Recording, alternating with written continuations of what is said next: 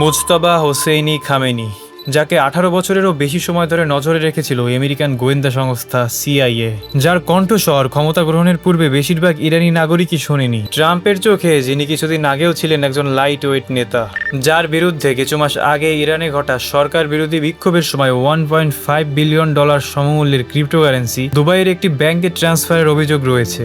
সবথেকে বড় কথা, যিনি উত্তরসূরি হিসেবে তার পিতা আলী খামেনিরই চয়েস লিস্টে ছিলেন না। কিভাবে এলেন তিনি ক্ষমতায়? আসসালামু আলাইকুম ফ্রেন্ডস, আপনারা দেখছেন বাংলা ইউটিউবে আপলোডকৃত এখন পর্যন্ত ইরানের বর্তমান সুপ্রিম লিডার মোস্তফা খামেনি এর সম্পর্কে সবথেকে বেশি তথ্যবহুল এবং অ্যানালার ভিডিও। তো আজকের ভিডিওতে আমরা মূলত বর্তমান সুপ্রিম লিডার মোস্তফা খামেনির সম্পর্কে 5টি বিষয় জানবো। সেগুলো হচ্ছে মোস্তফা খামেনির শৈশব, তার শিক্ষা জীবন, তার রাজনৈতিক জীবন অর্থাৎ তিনি কিভাবে এলেন ক্ষমতার সংস্পর্শে, পিতার সুনজর থাকা না সত্ত্বেও তিনি কিভাবে এলেন ইরানের ক্ষমতায়, এবং সর্বশেষ তার শাসন কিরকম হতে পারে সে বিষয়ে কিছু সোর্সের প্রেডিকশন। এখন একটা বিষয় আমি আপনাদেরকে বলে রাখছি, এই ভিডিওতে ইউজ করা প্রতিটি রেফারেন্সের লিঙ্ক একটা পেজে কম্বাইন করে আমি আমার ওয়েবসাইটে পোস্ট করেছি এবং সেই পোস্টের লিঙ্কটা ডিসক্রিপশন বক্সে দেওয়া আছে।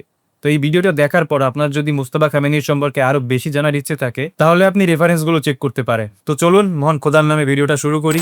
সাল 1969, যে বছরে পূর্ব পাকিস্তানের মানুষের ব্যাপক গণ আন্দোলনের মুখে পতন হয় আইয়ুব খানের সরকারে, ঠিক সেই বছরেরই 8ই সেপ্টেম্বর ইরানের অন্যতম বৃহত্তম শহর মাসাদে জন্মগ্রহণ করেন মোস্তফা হোসেইনি খামেনি। মাসাদ হলো সেই শহর যেখানে শিয়া মুসলিমদের অষ্টম ইমাম রেজা সমাহিত আছেন। এই স্থানটি ইরানের একটি পবিত্রতম ধর্মীয় কেন্দ্র এবং প্রতি বছর কোটি কোটি মানুষ এই শহরে আসে জিয়ারত করতে। মোস্তফা খামেনি হচ্ছেন একজন সাইয়েদ। এখন সাইয়েদ কারা?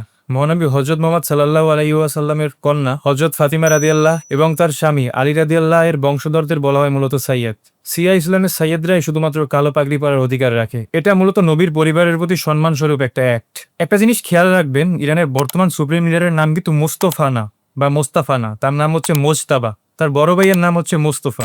দ্বিতীয় সুপ্রিম লিডার আলী খামেনির মোট 6 জন সন্তান ছিল, 4 জন ছেলে এবং 2 জন মেয়ে। তার মধ্যে বড় সন্তানের নাম হচ্ছে মোস্তফা এবং দ্বিতীয় সন্তান অর্থাৎ বর্তমান সুপ্রিম লিডারের নাম হচ্ছে মোস্তাবা। মোস্তাবার নাম রাখা হয়েছিল একজন শিয়া ধর্মীয় নেতা নওয়াব সাহাবীর নামে।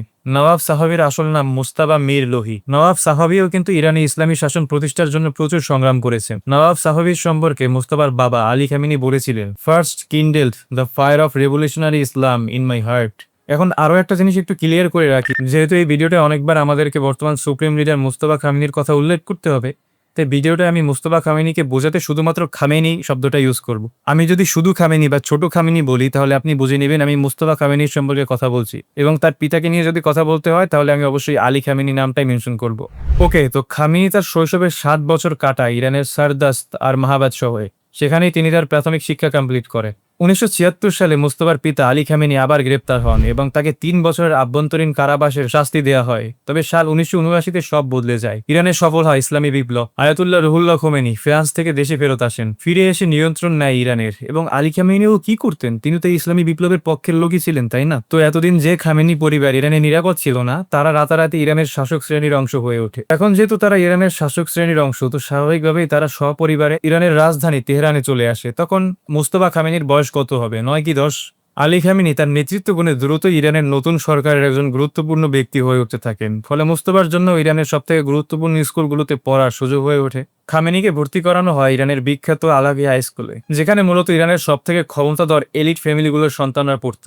এই স্কুলের উল্লেখযোগ্য শিক্ষার্থীদের মধ্যে রয়েছে সাবেক পররাষ্ট্রমন্ত্রী আলী আকবর বেলায়েতি ও জাভেদ জারিফ, যিনি 2015 সালের পারমাণবিক চুক্তি নিয়ে আলোচনা করেছিলেন, এবং ইরানের পার্লামেন্টের সাবেক স্পিকার গোলাম আলী হাদ্দাদ আদিল, যিনি কিন্তু আবার পরবর্তীতে মোস্তফা খামেনির শ্বশুর হন। এখন 1980 সালে তো ইরান ইরাকের মধ্যে সেই বহুল আলোচিত যুদ্ধটা হয়, এটা তো আপনারা সবাই জানেন। তখন খামেনি মোটামুটি ছোট। 1987 সাল, তখন খামেনি তার হাই স্কুলে পড়ালেখা শেষ করছে। তার বয়স তখন কত হবে? 17 বছর মতো। এবং এই 17 বছরেই সে হাই স্কুল শেষ করে যোগ দেয় ইসলামিক রেভলিউশনারি গার্ড কর্পসে অর্থাৎ আইআরজিসিতে ইরাকের বিরুদ্ধে যুদ্ধ করার জন্য। তো ইরাকের বিরুদ্ধে যুদ্ধে আইআরজিসি এর হাবিব বিন মুজাহির ব্যাটালিয়নের অংশ ছিলেন তিনি। এখানে তিনি কাসেম সুলাইমানি, হোসেন হামদানিদের সাথে একসাথে যুদ্ধে অংশগ্রহণ করেন। এখন তাদের মধ্যে কাসেম সুলাইমানি সাহেবকে আপনারা চিনবেন। 2020 সালে আমেরিকা তাকে অ্যাসাসিনেট করে এবং সেই খবর বাংলাদেশেও বেশ ভালোভাবেই কিন্তু প্রচারিত হয়েছিল। আইআরজিসিতে যুদ্ধ করার সময় তার কিন্তু আইআরজিসি এর আরো অনেক সদস্যের সাথে পরিচয় হয় এবং এই সদস্যরা কিন্তু পরবর্তীতে ইরানের ক্ষমতায় গুরুত্বপূর্ণ ব্যক্তি হয়ে ওঠে। সো তার এখানে যে নেটওয়ার্কটা তৈরি হয়, বিশ্লেষকরা সেই নেটওয়ার্কটার নাম দিয়েছে হাবিব সার্কেল। এখন এই হাবিব সার্কেলের নামটা কিন্তু আপনারা মনে রাখবেন, ভিডিওর সামনে আপনাদের কাজে লাগবে। যুদ্ধের শেষে মোস্তফা খামেনি কম সেমিনারিতে একজন ধর্মগুরু বা আলেম হওয়ার জন্য পড়াশোনা শুরু করেন। সেখানে তার শিক্ষক হিসেবে ছিলেন বিখ্যাত সিআই স্কলার যেমন মোহাম্মদ তাকি মেজবাহ হিয়াজদি, আয়াতুল্লাহ লুৎফুল্লাহ শাফি, মোহাম্মদ বাগের খারাজি। তিনি কিন্তু তার পিতা আয়াতুল্লাহ আলী খামেনির কাছে পড়াশোনা করেছেন। এখন আপনাদের অনেকের কিন্তু খামেনি এবং খোমেনি এই দুটো ওয়ার্ড নিয়ে কনফিউশন হতে পারে, তো এই বিষয়টা আমি আগে একটু ক্লিয়ার করি। ইরানের প্রথম যিনি সুপ্রিম লিডার ছিলেন তার নাম হচ্ছে আয়াতুল্লাহ রুহুল্লাহ খোমেনি এবং দ্বিতীয় সুপ্রিম লিডারের নাম হচ্ছে আয়াতুল্লাহ আলী খামেনি। তো আলী খামেনি এবং মোস্তফা খামেনি আসলে কেন খামেনি? দেখেন, তারা জাতে পারছি, কিন্তু খামেনিদের পরিবারের সাথে একটু আজেরি বংশেরও শিকড় রয়েছে। সেই শিকড়ের বিস্তৃতি যদি আপনি খুঁজতে যান তাহলে আপনি দেখবেন ইরানের পূর্ব আজারবাইজান নামের যে প্রদেশ রয়েছে সেই প্রদেশের একটি ছোট শহর খামানে পর্যন্ত এই শিকড় বিস্তৃত। সো সেই খাবানে থেকে খামেনি। বাংলাদেশে যেমন শরীয়তপুরের হুজুরের নাম হয় শরীয়তপুরি, বিক্রমপুরের হুজুরের নাম বিক্রমপুরি, ঠিক সেম ওয়েতে খামানের লোকের নাম খামেনি। আশা করি বিষয়টা আপনাদের কাছে ক্লিয়ার। আচ্ছা, এতক্ষণ যেহেতু ভিডিওটা দেখলেন তাহলে একটা লাইক করে দিবেন। ইউটিউব এই ভিডিওটা আরো বেশি মানুষের কাছে সাজেস্ট করবে। আপনি চাইলে শেয়ারও করতে পারেন। পরবর্তী ভিডিওটা এই চারজনের সম্পর্কে কার উপরে চান সেটা কমেন্ট বক্সে লিখে জানাবেন এবং ভিডিওটা যাতে আপনার মিস না হয়ে যায় সেজন্য সাবস্ক্রাইব করে রাখতে পারেন। ওকে, তো আমরা এখন আমাদের টপিকে ফিরি। মোস্তফা খামেনি পার্সি ভাষার পাশাপাশি কিন্তু ইংরেজি এবং আরবিতে মোটামুটি ভালো রকম ভাবেই পারদর্শী ছিলেন। উইকিপিডিয়া অনুসারে তিনি সাইকোলজি এবং সাইকো অ্যানালাইসিসের উপর উচ্চতর শিক্ষা গ্রহণ করেছেন। পড়াশোনা শেষে খামেনি 2004 সাল থেকে তার যে প্রতিষ্ঠান কম সেমিনারিতেই একজন শিক্ষক হিসেবে খারিজে ফিকা পড়াতেন শিক্ষার্থীদের। তার যে ক্লাসগুলো হতো সেখানে কিন্তু শিক্ষার্থীদের সমাগম খুব ভালো রকমই ছিল। এখন প্রশ্ন হচ্ছে কম সেমিনারি আসলে কি? এটা আপনি বিশ্ববিদ্যালয়ের সাথে তুলনা করতে পারেন। কম সেমিনারি হচ্ছে মূলত ইরানের সব থেকে বড় শিয়া ধর্মীয় প্রতিষ্ঠান যেখানে ইসলাম ধর্মের তাত্ত্বিক বিষয়গুলো ডিপলি পড়ানো হয় এবং এই সেমিনারি বা বিশ্ববিদ্যালয়টি হচ্ছে কম শহরে অবস্থিত, সেই জন্য এটাকে বলা হয় কম সেমিনারি। এখন মোস্তফা খামেনি আয়াতুল্লাহ কিনা সে বিষয়ে কিন্তু দ্বিধাদ্বন্দ্ব রয়েছে। আয়াতুল্লাহ হলো একটি সম্মানজনক পদবি যা 12 ইমামি শিয়া ইসলামের গুরুত্বপূর্ণ এবং জ্ঞানী ক্লেরিক বা ধর্মযাজকদের প্রদান করা হয়। 2022 সাল থেকেই কিছু মিডিয়া মোস্তফা খামেনিকে আয়াতুল্লাহ বলে সম্বোধন করছিল। কম সেমিনারিতে তিনি যে ক্লাসগুলো করাতেন সেই ক্লাসগুলোও কিন্তু মোটামুটি যারা হাই র্যাঙ্ক আয়াতুল্লাহ তাদের জন্যই সংরক্ষিত ছিল। কিন্তু তিনি যখন ক্ষমতা এলেন বেশিরভাগ পর্যবেক্ষকদের মতে তিনি ছিলেন একজন মিড র্যাঙ্ক ক্লেরিক বা ধর্মযাজক যার পদবি হতে পারে হুজ্জাতুল ইসলাম। তবে এটা কোনো বড় ফ্যাক্ট না। আলী খামেনিও যখন ক্ষমতা এসেছিলেন, ইরানের দ্বিতীয় সুপ্রিম লিডার হয়েছিলেন, তখন তিনিও ছিলেন হুজ্জাতুল ইসলাম।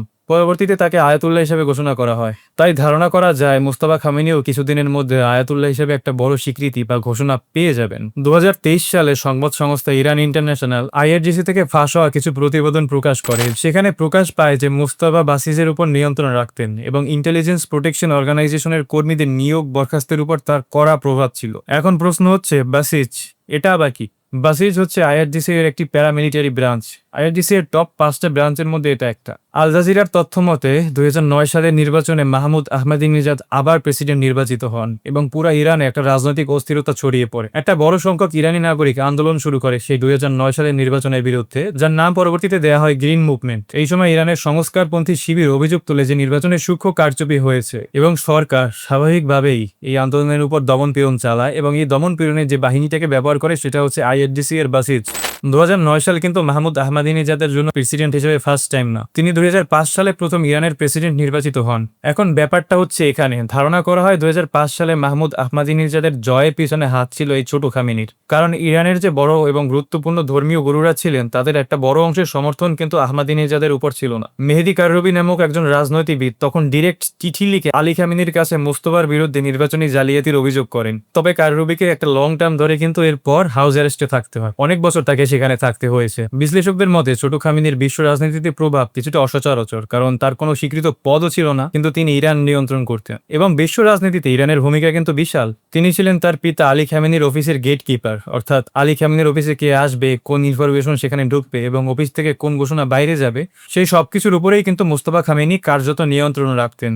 কিন্তু এত কিছু করলেও আলী খামেনি কিন্তু সম্ভবত চাইতেন না যে মুস্তফা খামেনি তারপর সেই শাহের রাজত্বের মতো ইরানের দায়িত্বে বা ক্ষমতায় আসুক। ইরান ইন্টারন্যাশনাল হতে নিউ ইয়র্ক টাইমসের বরাতে একটা নিউজ থেকে জানা যায় রিসেন্টলি ইরান আমেরিকার মধ্যে যে যুদ্ধটা হয় সেই যুদ্ধে যদি আলী খামেনির কিছু হয়ে যেত তাহলে যুদ্ধ চালানোর জন্য যে পরবর্তীতে 3 জন মানুষকে আলী খামেনি সিলেক্ট করে রেখে গিয়েছিলেন সুপ্রিম লিডার হিসেবে, তাদের মধ্যে কিন্তু মুস্তফা খামেনির নাম ছিল না। তাহলে আলী খামেনির সুপারিশ না থাকার পরও তিনি কিভাবে এলেন ক্ষমতায়? এই তো এবছরের অর্থাৎ 2026 সালের 28 ফেব্রুয়ারি আমেরিকা ইসরায়েল একসাথে ইরানের বিরুদ্ধে অপারেশন এপিক ফিউরি লঞ্চ করে। আর আমেরিকা তো আমেরিকা, তখন ইরানের সাথে আলোচনা হচ্ছিল কোনো ওয়ার্নিং টোয়ার্নিং ছাড়া একদম ডিরেক্ট স্ট্রাইক করা শুরু করে দেয়। তাদের একটা স্ট্রাইক ডিরেক্ট আঘাত করে সুপ্রিম লিডারের অফিসের কম্পাউন্ডে, এবং ওই আঘাতে শহীদ হন ইরানের সুপ্রিম লিডার আলী খামেনি। শুধুমাত্র আলী খামেনি যে ওই আঘাতে শহীদ হয়েছেন এমনটা কিন্তু না, মুস্তফা খামেনির মা, স্ত্রী এবং বোনও কিন্তু সেই সেম আঘাতে ইন্তেকাল করে। এখন কিছু কিছু মিডিয়া এটাও বলে যে সেই সেম প্লেসে মুস্তফাও ছিলেন, বাট তার ছোটখাটো ইনজুরি হয়েছিল, তেমন সিরিয়াস কিছু হয়নি আসলে। এর পরে ইরানের 40 দিনের জাতীয় শোক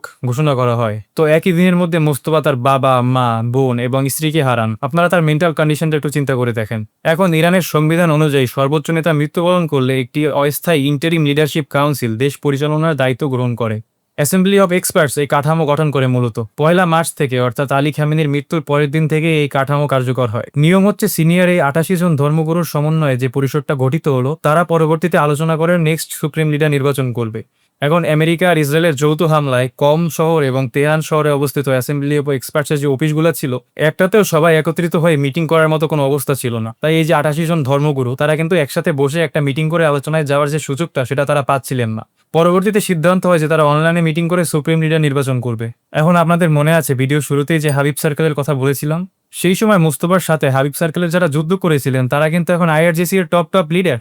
আর এই নেতা সিলেকশনের প্রক্রিয়ায় যারা ভোট দিবেন বা যে ধর্মগুরুরা ভোট নিশ্চিত করবেন তাদের উপর কিন্তু আইআরজিসি এর সেই নেতারা মুস্তফার পক্ষে ভোট আদায়ের জন্য চাপ সৃষ্টি করতে থাকেন।